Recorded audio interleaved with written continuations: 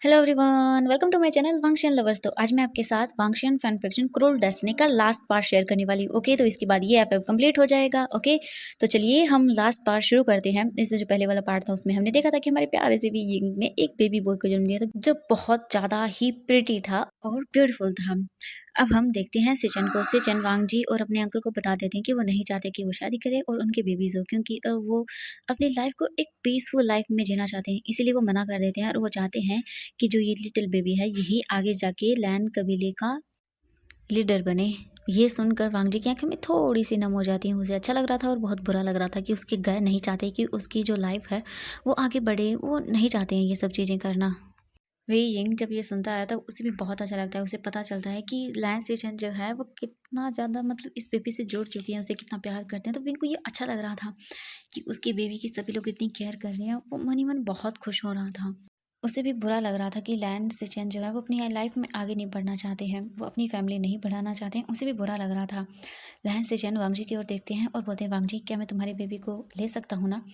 वांग जी smile करता है और बोलता है, हाँ गए क्यों नहीं, ये आप ही का तो है। ये सुनकर ना लैंड सेचेन को बहुत अच्छा लगता है। इसके बाद लैंड किरण और लैंड सेचेन दोनों ही वहाँ से चले जाते हैं बेबी को देकर, क्योंकि वो जानते थे कि अब रेस्ट करना भी ज़रूरी है। इसीलिए लैन सिचन और लैन किरण के वहाँ से जाने के बाद वांगजी बेबी को विंग के पास सुला देता है और बोलता है, विजिंग तुम रेस्ट करो। विजिंग वांगजी की ओर देखकर बोलता है, वांगजी मुझे डर लग रहा है, मैं इसे संभाल तो पाऊंगा ना? मुझे मुझे डर लग रहा है सच में, पता नहीं मैं कैसे करूंगा ये सब। वांगजी विंग की ओर देखता है, एक स्माइल करता है और बोलता है, विजिंग तुम चिंता मत करो, मुझे पता है कि तुम अच्छे से संभाल लोगे सब कुछ, ठीक है, चिंता मत करो, और मैं भी तो तुम्हारे साथ हूँ। विजिंग बोलता है, हाँ लेकिन तुम्हें पता तो ना कि मैं बच्चों के साथ कैसे कैसे रहता हूँ। वांग जी विंग की ओर देखता और बोलता, हाँ वीजिंग ये तो है, क्योंकि इन दिनों में जो हमारा वीजिंग था वो बच्चों के साथ शरारतें किया करता था, मिट्टी में खेला करता था, जिस वजह से बहुत बार विंग को डांट पड़ती थी कि मतलब वीजिंग कैसे बच्चों की तरह बिहेव कर सकता। मतलब ऐसे गुस्से में नहीं बोलते थे, लेकिन ऐसे प्यारे से उसे डांट दिया करते थे कि आप इतने बड़े हो कि बच्चों के साथ ऐसी मस्ती करते रहते हैं हम। तो इसीलिए बस वांग जी विंग को देख रहा था और मतलब सोच रहा था कि वीजिंग बच्चों के साथ खुद भी अपने कपड़ों को गंदा करता था और उन बच्चों के भी कर लेता था, जिस वजह से उसे सबकी डांटें सुननी पड़ती थी, विंग को भी सुननी पड़ती थी। इसीलिए वांग जी विंग की ओर देखता है और बोलता है, हाँ विजिंग ये तो है, मैं जानता हूँ कि तुम्हारी शरारतों को मैं कैसे बर्दाश्त करता हूँ, लेकिन कोई बात नहीं, हम मिलकर संभाल लेंगे। विजिंग स्माइल करता है और बोलता है, हाँ। और वहीं दूसरी तरफ कबीले के अंदर लैन कैरन और जो लैन सेजन थे उन्होंने बेबी के नामकरण का जो डे होता है वो डिसाइड कर लिया था। वांग जिरविंग को नहीं पता था, क्योंकि वो तो बच्चों के साथ खेलने में बिजी थे। वो उसका ध्यान रखते थे, क्योंकि जो बेबी था वो बार बार ड्रैगन फॉर्म में अंदर आ जाता था, क्योंकि उसे अपनी पावर्स को कैसे कंट्रोल करना है वो बिल्कुल भी नहीं पता था अभी। इसीलिए वो कभी भी ड्रैगन फॉर्म में आ जाता था और कभी भी वो अपनी ह्यूमन फॉर्म के अंदर आ जाता था, इसीलिए उन्हें नहीं पता था। इसी तरह धीरे धीरे करके टाइम थोड़ा सा बीत जाता है, लगभग 10-15 दिन हो जाते हैं। बेबी की जो पावर्स थी वो बहुत ज़्यादा थी, वही जिनके उस बेबी की जो पावर्स थी वो बहुत ज़्यादा थी। इसीलिए वांगजी थोड़ा-सा चिंतित था, क्योंकि वो कभी भी ड्रैगन फॉर्म में आ जा रहा था। इसीलिए वांगजी माइंड लिंक करता है और ड्रैगन ग्रो से पूछता है कि उसे क्या करना चाहिए, क्योंकि बेबी ऐसे बार-बार अपने ड्रैगन फॉर्म में आ रहा है, क्योंकि किसी को नहीं पता है कि वो दोनों ड्रैगन्स हैं और बेबी ड्रैगन है। उन्हें नहीं पता है कि जो कबीले के और लोग हैं, ऐसे अगर देख लेंगे तो मतलब प्रॉब्लम हो जाएगी। फिलहाल तो वांगजी और वीइंग ने बेबी को किसी से भी नहीं दिखाया था, मतलब उन्हें नहीं बताया था। सबको पता ज़रूर था कि उनका बेबी है, लेकिन उन्होंने कभी देखा ही नहीं था उस बेबी को। इसीलिए अभी तो प्रॉब्लम नहीं है, लेकिन बाद में हो सकती है। ड्रैगन ग्रुप बता देते हैं कि उस बच्चे की जो पावर्स है वो बहुत ज़्यादा है, इसीलिए वो ड्रैगन फॉर्म में आ रहा है। तो वांगजी बोलता है, कुछ वो उसका कर सकते हैं। तो ड्रैगन गुरु ने बता देते हैं कि हाँ वांगजी और विंग पेरेंट्स हैं, तो वो कर सकते हैं कंट्रोल। तो फिर उसके बाद जो ड्रैगन गुरु है वो वांगजी को कुछ टेक्निक बता देते हैं, जिसके बाद वो अप्लाई करता है वांगजी और देखता है। तो जो उसका बार बार ड्रैगन फॉर्म कन्वर्ट हो रहा था बेबी, वो बंद हो जाता है। ये देखकर वांगजी एक रिलीफ की सांस लेता है कि फाइनली ऐसा नहीं हो रहा है। इसके बाद जो वांगजी है वो विंग को बता देता है कि उनकी बेबी में जो पावर्स है वो बहुत ज़्यादा है, ऐसा इसीलिए हो रहा है, तो हमें ही इसकी पावर्स को कंट्रोल करना पड़ेगा। वी यिंग जब ये सुनता है तो बोलता है, क्या मेरा बेबी इतना पावरफुल है? वांगजी बोलता है, हाँ। इसके बाद वी यिंग जल्दी से उसे हक करता है और बोलता है, "हाँ, कितना क्यूट है मेरा बेबी।" ये बोल कर ना वो मतलब उसे पिंच करने लगता है। वी यिंग ने बेबी को लिया हुआ था और वो उसे खिला रहा था। जब वांगजी देखता है तो वो ज़्यादा ही कुछ क्लोज होने लगता है। वांगजी विंग को किसी करने वाला था, लेकिन तभी वी यिंग उसे रोक देता है और बताया, "हाँ, क्या कर रहे हो तुम?" वांग जी विजिंग की ओर देखकर बोला, वी प्लीज़ ना, काफ़ी दिन हो गए तुमने ने किस भी नहीं किया मुझे, और ना ही मैंने किया, प्लीज़ दे दो ना, एक किसी की तो बात है।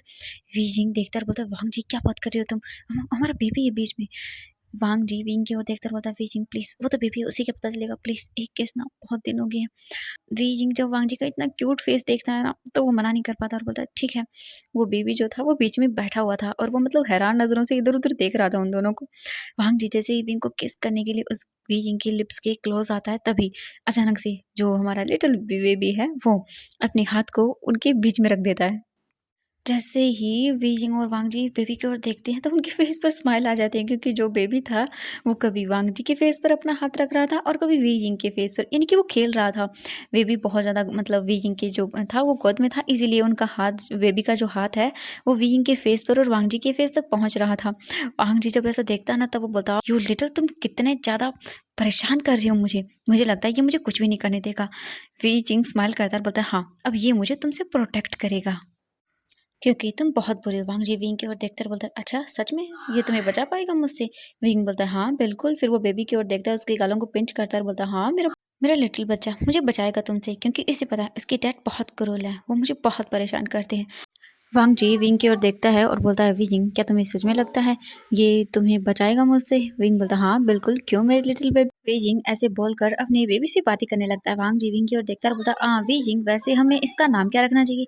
वीजिंग वांग जी की ओर देखकर बोलता है, हाँ हमें इसका नाम भी रखना होगा ना, क्या करें, हम क्या रखें? वांग जी विंग की ओर देखता है और बोलता है, विजिंग तुम चिंता मत करो, मैं ना अंकल से इस बारे में बात करूंगा कि हमें बेबी के जो नामकरण है वो कब रखना चाहिए। विंग बोलता है, हाँ ठीक है। इसके बाद वांग जी बेबी को विंग से ले लेता है और वो विंग को रेस्ट करने के लिए बोल देता है, क्योंकि अब विंग को रेस्ट करने की जरूरत थी। तो विंग बोलता है, हाँ ठीक है। इसके बाद विंग जाता है, बेड पर लेट जाता है और वहीं वांग जी जो है वो बेबी को लेकर इधर से उधर रूम के अंदर घूमता रहता है, क्योंकि जो बेबी है वो वैसे जैसे ही वो वांग जी की आर्म्स में आता है तो वो बहुत ही कंफर्टेबल फील करता है, यानी उसे बहुत पसंद था अपने जो फादर थे, यानी कि वांग जी का टच बहुत पसंद था, वो बहुत ही अच्छा फील कर रहा था। तो वो तुरंत ही अपनी आइज़ को बंद कर लेता है और सो जाता है।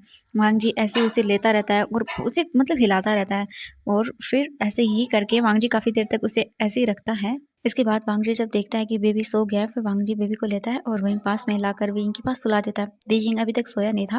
वांग जी विंग की ओर देखता है, फिर वो एक स्माइल करता है और वे जिंग के लिप्स पर एक सॉफ्ट किस करता है। फिर विंग की ओर देखता है, वांग जी बहुत ही प्यार से विंग की ओर देखने लगता है। वे जिंग वांग जी की ओर देखता है, अपने एक हाथ को वांग जी के फेस पर रखता है और बोलता, वांग जी क्या हुआ? वांग जी बोलता है, वे जिंग मैं बहुत खुश हूँ, मुझे मुझे नहीं पता था कि मेरी लाइफ में तुम्हारे आने से इतनी ज़्यादा खुशियाँ आ जाएंगी। I love you V, I love you so much V. मैंने नहीं सोचा था कि तुम दोबारा से मुझे मिल जाओगे। तो तुम्हें नहीं पता वी, मैं कितना ज़्यादा वेट कर रहा था तुम्हारा। मुझे मुझे ऐसा लगा जैसे मैंने खो ही दिया हो तुम्हें। वी जिंग ऐसे देखता है वांग जी को, तो वो बोलता है, वांग जी क्या हुआ? मतलब उसे कुछ समझ नहीं आ रहा था, लेकिन वांग जी जानता था कि वो क्या बोल रहा है, क्योंकि जब लैंशिया आ गई थी, वो विंग को अपने साथ लेकर चली गई थी, तो वांग जी जानता है कि वो किस पेन को फील कर रहा था। वो बोल रहा था, विंग को समझ नहीं आ रहा था, लेकिन वांग जी चाहता था, मतलब उसे यकीन नहीं हो रहा था कि वो कैसे बताए विंग को कि उसने कितना मिस किया विंग को। उसे तो ऐसा लगा था जैसे उसने विंग को हमेशा के लिए खो ही दिया हो। वे यिंग वांग जी की ओर देखकर बताया, वांग जी इसमें इतना मुश्किल क्या था? तुमने शादी का प्रस्ताव भेजा, मैंने हाँ बोला, हमकी शादी हुई और फिर प्यार हुआ और अब बेबी भी हो गया, इसमें इतना मुश्किल क्या था? वांग जी बोलता, वे यिंग तुम्हें नहीं पता, तुम नहीं जानते हो मैंने किस सिचुएशन में फेस किया, तुम नहीं जानते हो। विंग तो कुछ समझ नहीं आ रहा था कि वांग जी मतलब क्या बोल रहा है। फिर वीजिंग सोचता है कि शायद हो सकता है वांग जी उस बारे में सोच रहा हो कि पहले वीजिंग ने वांग जी को मतलब अपने पास नहीं आने दिया था, उसे मना कर दिया था, शायद इसीलिए वांग जी थोड़ा सा दुखी है। यही सब शायद वीजिंग सोच रहा था, लेकिन हमारा वांग जी जो था वो अलग सोच रहा था। वांग जी फिर आता है और विंग को हक करता है, बोलता है, thank you so much wheezing मेरी लाइफ में आने के लिए। वीजिंग और वांग जी दोनों ही अलग डायरेक्शन में सोच रहे थे। वीजिंग वांग जी की ओर देखता है और बोलता है, थैंक यू सो मच वांग जी तुम्हारा भी मेरी लाइफ में आने के लिए। मैंने भी कभी नहीं सोचा था कि मैं तुमसे प्यार करूंगा, तुम्हारे साथ रहूंगा अपनी पूरी life. Thank you so much, I love you Wangji. Wangji भी वीजिंग को टाइट करके हक करता है, बोलता है, I love you too Weijing. इसके बाद वांग जी वीजिंग के फोरहेड पर एक किस करता है और फिर दोनों एक दूसरे की ओर देखते हैं। अब 2 दिन हो जाते हैं। 2 दिन के बाद लैन करेन रूम में आते हैं और बोलते हैं, वांग जी मैंने सब चीज़ रेडी कर दी है, तुम और वीजिंग और बेबी का इंतजार है। वांग जी बोलता है, ठीक है अंकल, मैं अभी बेबी को लेकर आता हूँ। ये बोलकर लैन किरण फिर वहाँ से चले जाते हैं। वांग जी फिर बेबी को लेता है और विंग को वहाँ से लेता है और फिर वो दोनों अंदर कबीले के चले जाते हैं। लैन किरण ने वांग जी को पहले ही बता दिया था कि वी यिंग के जो शिजे हैं और उसका ब्रदर जियांग चेंग वो आए हुए हैं। पहले ही उनको निमंत्रण देकर बुला लिया गया था। वांग जी भी टेलीपैथी के जरिए अपने जो डैड थे यानी ड्रैगन गुरु उनको भी वो बता देता है कि आज वी यिंग और उनकी बेबी का नामकरण है। इसके बाद वांग जी विंग को लेकर कबीले में पहुंचता है। वांग जी ने एक हाथ में अपनी बेबी को लिया हुआ था और दूसरे हाथ से वांग जी ने वी यिंग की वेस्ट को पकड़ा हुआ था, थोड़ा सा सपोर्ट दिया हुआ था वी यिंग को। इसके बाद फिर बहुत ही बड़ा समारोह आयोजन किया जाता है वहाँ पर। वी जिंग और उसकी बेबी का नामकरण वहाँ पर किया जाता है और उसका नाम जो है लैन सिजुई रखा जाता है। लैन सिजुई नाम सुनकर सब लोग बहुत खुश हो जाते हैं। सबके फेस पर एक बहुत ही बड़ी वाली स्माइल थी। फिर इसके बाद जियांग चैंग वी जिंग से पूछता है, वी जिंग क्या क्या मुझे बताओ ये सच में तुम्हारा बेबी है ना? क्योंकि हम लोग यकीन ही नहीं कर पा रहे हैं। हम लोग कैसे यकीन कर ले वी जिंग बर्थ दे सकता है? मुझे सच में यकीन नहीं हो रहा। वांग जी प्लीज़ बताओ नहीं ये कैसे हो गया? वी जिंग को ना बहुत ही मतलब पहले उसने बताया नहीं था, उसकी शिजे को भी नहीं बताया था कि हाँ ऐसे वी जिंग ने बेबी को बर्थ दिया है, क्योंकि उसे बहुत ही एम्बैरेसिंग फील हो रहा था कि क्या सोचेंगे उसके बारे में सब, इसलिए विंग ने किसी को नहीं बताया था। लेकिन अब जब सबको पता चल गया तो अब क्या ही कर सकते हैं। लैन कबीले में बहुत कम ही लोग थे जिन्हें ये पता था, लेकिन धीरे धीरे करके सबको पता चल रहा था। वी जिंग बहुत ही मतलब मुश्किल से सबको फेस कर पा रहा था और जियांग चंग तो इतनी बड़ी-बड़ी आँखें करके देख रहा था और वो बस उस बेबी को देखे जा रहा था और बार-बार पूछ रहा था, वी जिंग बताओ ना क्या सच में ये तुम्हारा बेबी है? मुझे तो यकीन ही नहीं हो रहा है। वी जिंग तुमने सच में मुझे इतना जल्दी मामू बना दिया है। वी जिंग जियांग चैंग की ओर घूर कर देखता रहा, बोलता है, जियांग चैंग मुझे एम्बैरेस करना बंद करो तुम। जियांग यानली विंग की ओर देखते हुए बोलती है, वी जिंग ये कोई एम्बैरेसिंग होने वाली बात तो बिल्कुल नहीं है। वी जिंग तुम स्पेशल हो, तुम वो कर सकते हो जो कोई भी और मैन नहीं कर सकता। तुम बर्थ दे सकते हो, एक नई लाइफ को जन्म दे सकते हो। इसका मतलब है तुम बहुत ही ज़्यादा प्रीसियस हो। वी जिंग स्माइल करता है अपनी शीजे की बातों को सुनकर। इसके बाद जियांग चैंग जल्दी से आता है और वो वांग जी के हाथों से जल्दी से बेबी को ले लेता है और उसके साथ खेलने लगता है। बोलता है, वाओ ये कितना सुंदर है, बिल्कुल मेरी तरह से। वी जिंग जियांग चैंग की ओर घूर कर देखता है, बोलता है, क्या ब्यूटीफुल है तुम्हारी तरह? तुमने अपनी शक्ल देखी है, बिल्कुल बंदर जैसी है। जियांग चैंग गुस्से में विंग की ओर देखता है, बोलता है, नहीं बिल्कुल नहीं, मैं बहुत ही प्रिटी हूँ, तुम्हारी तरह तो बिल्कुल नहीं है ये बेबी, ये मेरी तरह है। कितना प्रिटी है, तुम तो बिल्कुल बंदर लगते हो और नहीं तो क्या। ऐसे ही करके जियांग चैंग और वीजिंग एक दूसरे से लड़ने लगते हैं। वांग जी जब उन्हें ऐसे देखता है तब वो स्माइल करता है, लेकिन तभी उनका लिटिल बेबी रोने लगता है। वांग जी जब उसे रोते हुए देखता है तो बोलता है, चैंग आ मुझे दे दो, ये शायद अब नहीं रहेगा। जियांग चैंग बोलता है, ओह अच्छा ठीक है लो फिर। जैसे ही वांग जी बेबी को लेता है, बेबी चुप हो जाता है। जियांग चैंग वांग जी की ओर देखकर बोलता है, वाह क्या बात है, ये तो लगता है फादर का लाडला है। वी जिंग जियांग चैंग की ओर देखकर बोलता है, हाँ बिल्कुल, ये पता नहीं क्यों इन्हीं का इतना ज्यादा प्यार करता है। जब से ये इनके पास आता है चुप हो जाता है। ये बातें सुनकर सभी स्माइल करते हैं और इसी तरह से उनका ये लवी डबी मूवमेंट चलता रहता है। वांग जी के हाथों में उनका लिटिल बेबी था और वो विंग को देख रहा था जो अपने ब्रदर और सिस्टर से बातें कर रहा था। वांग जी विंग को हंसते मुस्कुराते हुए देखता है तो उसके फेस पर बहुत बड़ी वाली स्माइल आ जाती है। वांग जी स्माइल कर रहा था और वो देख रहा था और सोच रहा था कि वी जिंग, मैंने नहीं सोचा था कि मेरी लाइफ इस तरह से इतनी चेंज हो जाएगी और इतनी ब्यूटीफुल हो जाएगी। मैंने नहीं सोचा था कि मैं तुम्हें अपनी लाइफ में दोबारा ले भी आऊँगा, लेकिन अब मैं खुश हूँ, मेरी लाइफ कंप्लीट हो चुकी है। बीजिंग भी स्माइल कर रहा था और वो भी अपनी सीजे से बातें करते हुए सोच रहा था कि मैंने भी नहीं सोचा था मेरी लाइफ इतनी ब्यूटीफुल हो जाएगी, लेकिन फाइनली ऐसा हो गया। मैं बहुत खुश हूँ वांग जी के साथ। अब ऐसा लग रहा है जैसे मैं कंप्लीट हो गया हूँ। थैंक यू गॉड मुझे इतनी ब्यूटीफुल और प्यारी फैमिली देने के लिए।